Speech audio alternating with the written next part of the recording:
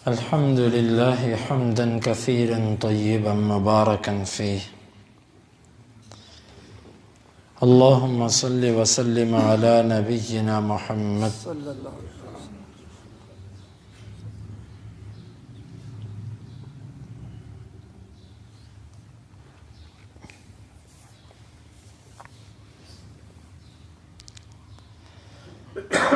نبی کریم صلی اللہ علیہ وسلم نے فرمایا ثلاث من کن فیہ وجد بہن حلاوت الایمان. تین چیزیں جس بندے کے اندر ہوں وہ ایمان کی مٹھاس کو حاصل کر لیتا ہے. پہلی چیز کہ وہ کسی سے اللہ کے لیے محبت کرے اور اللہ ہی کے لیے کسی سے ناراض ہو جائے. ناراض ہونے کی وجہ اس کی ذات نہ ہو یا اس کا کوئی مفاد نہ ہو، بلکہ محض اللہ کی رضا کے لیے. اور اگر کسی سے تعلق ہے تو وہ تعلق اس کی خوبیوں کی وجہ سے، اس کے حسن کی وجہ سے، اس کے مال کی وجہ سے، ان چیزوں کی وجہ سے نہ ہو، محض اللہ کے لیے.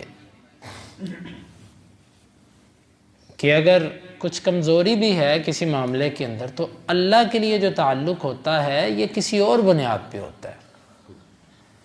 اس میں یہ ہوتا ہے کہ بندہ یہ دیکھتا ہے کہ بھئی اس بندے کے اندر اللہ کے دین کی غیرت ہے، اللہ کے لیے یہ جو ہے وہ بہت یعنی کہ اپنے نفس کو، اپنی جان کو قربان کرنے والا ہے.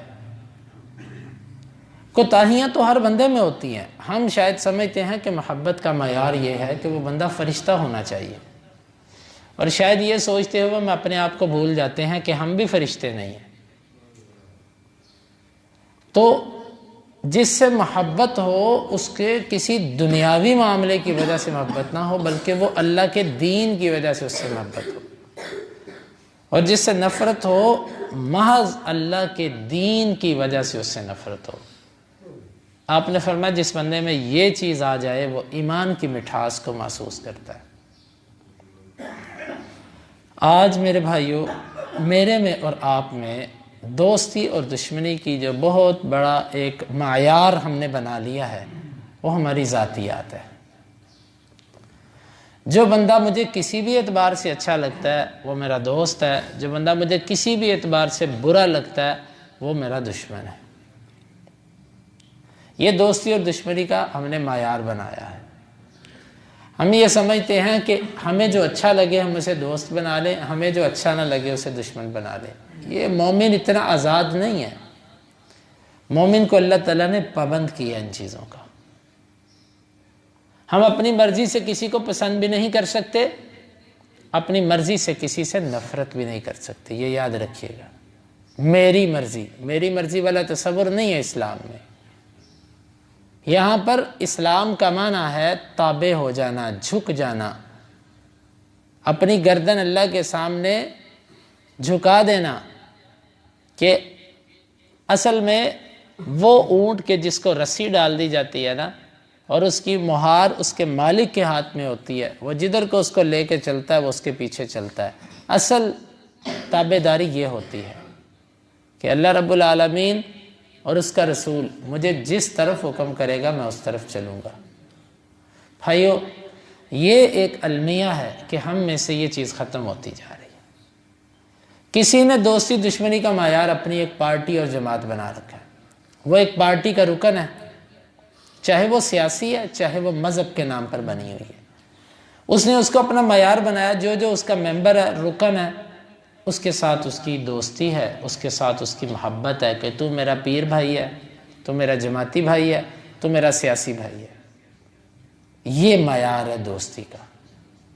اور جو پارٹی کا نہیں، وہ جتنا مرضی قابل آدمی ہو، جتنا مرضی اچھا انسان ہو، اور نہیں بھائی اس کے پاس نہیں جانا. کیوں نہیں جانا؟ بس وہ ہماری پارٹی کا نہیں ہے. یہ فتنے ہیں بھائی، فتنے۔ یہ یاد رکھیے گا، آپ اپنے آپ کو، اگر کسی جماعت کے نظریات آپ کو اچھے لگتے ہیں، کسی تنظیم کے نظریات آپ کو اچھے لگتے ہیں، آپ اس کے ساتھ جڑ جائیں، لیکن اس حد تک کہ آپ کا جڑنا بھی اسلامی حدود کے اندر رہ کرو۔ اس جماعت کے امیر کی غلطیاں، اس جماعت کی غلطیاں، ان کا آپ دفاع مت کیجیے، وگرنہ آپ اس دلدل میں پھنس جائیں گے جس دلدل سے آپ سمجھتے ہیں کہ آپ نکلے ہیں۔ یہ حزبیت، یہ گروہ بندیاں، انہوں نے بہت نقصان کیا۔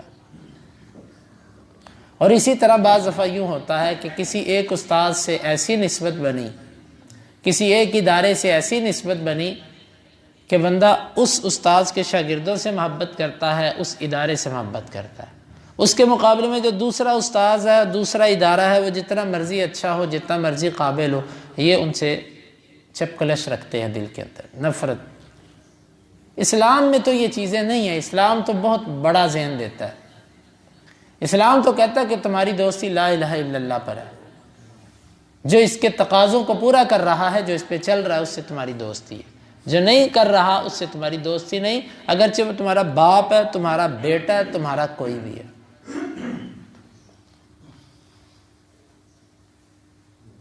یہاں پر ایک بزرگ تھے ہمارے، وہ فوت ہو گئے، اللہ تعالیٰ ان کی رحمت کرے۔